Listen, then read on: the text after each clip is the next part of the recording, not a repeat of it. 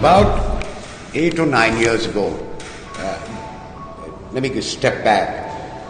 My foundation looks at the portrayal of India by Western artists. So we look at artists from around the world that have painted India. And because most of this artwork, one, never came to India, and two, is currently housed in museums and other institutions all around the world, other than India, we don't get to see these works of art.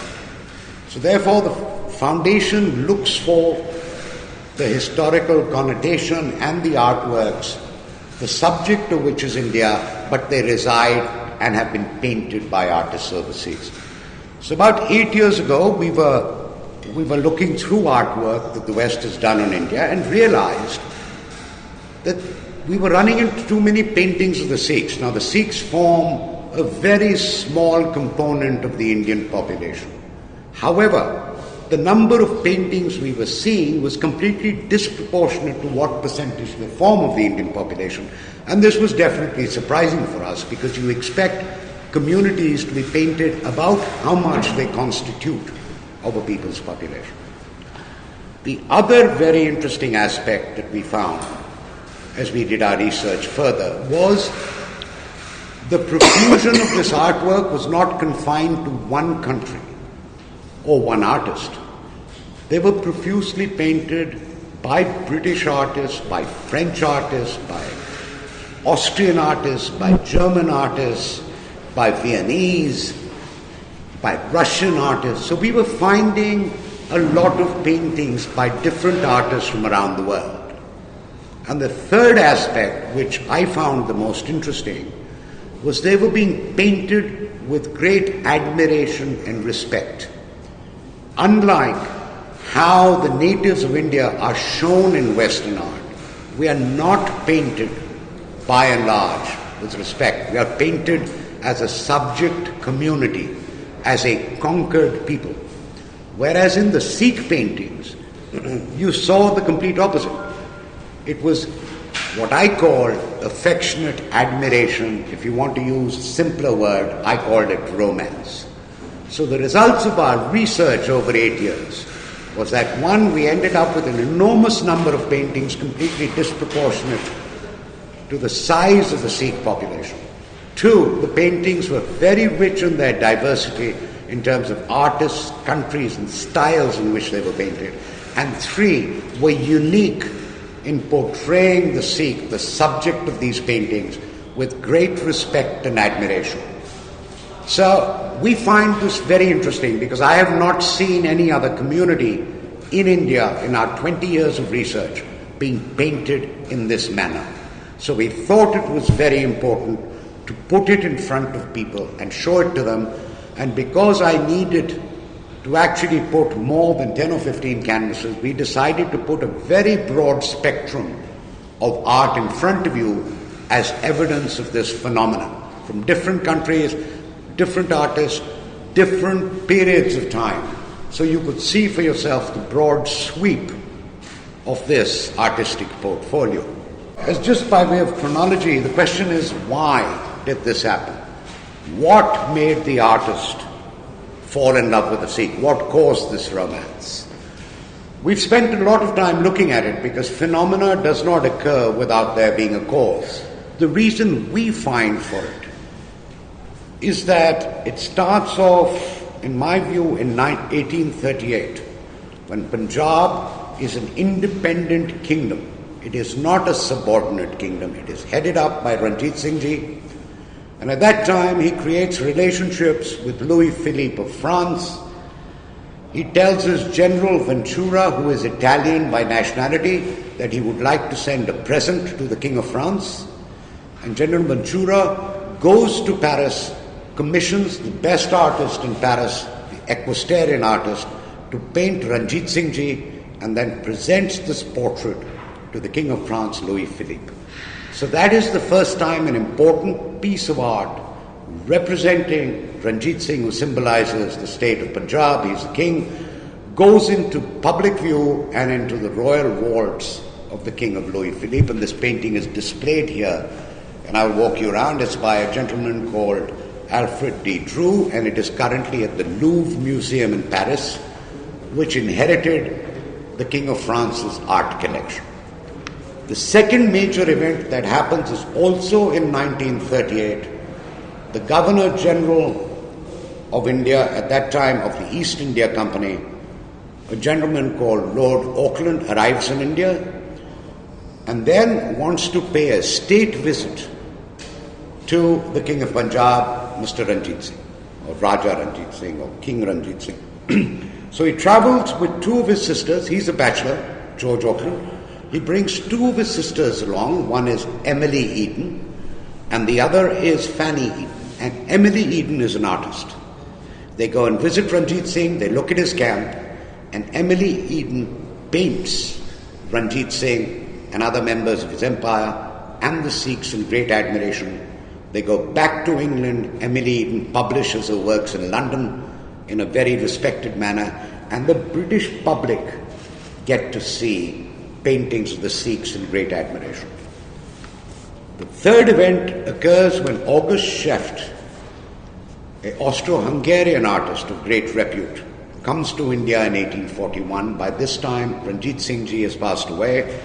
He's there, and Ranjit Singh's successor time, Maharaja Sher Singh, he paints the court, the Gurudwara, the individual of Sher Singh, goes back to complete his paintings in Vienna, and then the empire of the Sikh collapses, Ranjit Singh empire collapses. Schoefft then exhibits his collection in Vienna in 1855, and that shocks everybody in Austria as to how beautiful the Indian Maharaja looks and how beautifully he's adorned. And these paintings behind me, if you see, are Schoefft's exhibitions in Vienna, and hundreds of thousands, if not millions of people come to look at it, and that's the first viewing Austria gets of what an Indian Maharaja looks like, bejeweled. So that's another positive event. It happens in a third place. Now Paris is covered, London is covered, Vienna is covered. Then a Russian prince called Alexis Soltykoff comes to the Punjab in 1842, paints again Punjab and its people in a respectful and beautiful manner, and then goes back and shows his works in France in 1848 to 1850. So you are having a whole lot of events portraying the Sikh community starting to happen all over Europe. And these are public events where the public goes and sees these people that they about till then had never heard of. So now they're hearing of them plus seeing beautiful drawings. Then the Kohinoor arrives in London in 1850. Behind the Kohinoor is the Ranjit Singh Empire story. In 1851, Queen Victoria holds a massive exhibition called what came to be known as the Crystal Palace exhibition, the most beautiful exhibit of which is the Kohinoor. And it is thrown up open to the public. The Kohinoor is then described as the biggest diamond in the world. And the comment is that that one diamond is more valuable than everything else in the exhibition put together. And guess where it came from? Ranjit Singh's empire. And then, of course, Dalip Singh, with all his charm, arrives in England in 1854, and everybody who he meets falls in love with him, and they paint him elaborately. So these 6 or 7 key events that portray the Sikh community from about 38 to about 55 start the romance. All of them are in admiration. All of them are representing painted works by independent artists. They are in different important capitals in Europe. They are on public display. That's when the romance starts. That's where a whole lot of artists and people start admiring the Sikh community from what they have seen of it. And this collection starts there, and then it just grows and grows and grows. So this, if you like, becomes a record of Punjab's history and admiration being done by foreign hands that have no interest in distorting this history. They only have an interest from an artistic and appreciation point of view. Also, the other reason I find it is very important to do this exhibition is today's world seems to be cut up in hatred and defiance and criticizing people. It's beautiful to bring a moment of romance and show it to you, to say, it was like this at one time. It was when people admired other people and painted them in this admiration. 3 people I would like to express gratitude to for this exhibition. 1, Baba Nanak for having created the Sikh community. 2, the Sikh community for how it conducted itself to draw this admiration. And 3, for the artists that got influenced by it to give us this beautiful collection that we can show to you. Good afternoon, ladies and gentlemen. While Gautam, of course, here has thanked Guru Nanak Dev Ji and the Sikh community and the artists, I would first like to thank Gautam for having brought us this exhibition here and bringing it to Chandigarh, possibly taking it further to the Punjab, which we have spoken about a little earlier, for the cities in Punjab, so that the people of this region get attached to their history, to their culture, and like my older friend here and my brother Anandbir said, that what they project is that anak is a bad word, I suppose, in Punjabi, because it actually borders on pride, but the maan, the pride that we have for our Guru, it exhibits in the face of the Sikh person. So like we were always meant to be, we were brought up as a sovereign person, whether it was a Sikh man or woman. As a matter, woman reminds me, I was being taken around and Gautam showed me a painting of a Sikh lady from Amritsar, done by I forget the name of the artist, and which he said, now look at this lady, there is no parda in her hair. She is looking straight at you, and that is what we expect our ladies also to be, and they have been. The role that the Sikh lady has played in the past, plays today, and possibly will play in the future, is of this same sovereign person, and that has been exhibited here in all these paintings that these foreign artists have done. And therefore, I suppose the grandeur automatically sort of emanates from that, that feeling of being a free person, a free spirit. We are spirit-born people, so you exhibit that. In turn, the eternal part of it then it gets exhibited, manifested in your persona, which is what I think you will notice, or these artists noticed probably when they painted the Sikhs. So, very, very grateful to him. Of course, this is our history, this is our culture. Through this exhibition, we hope that the Sikh youth and the people of the Punjab and otherwise, probably all over the world again, should come and see what was the history.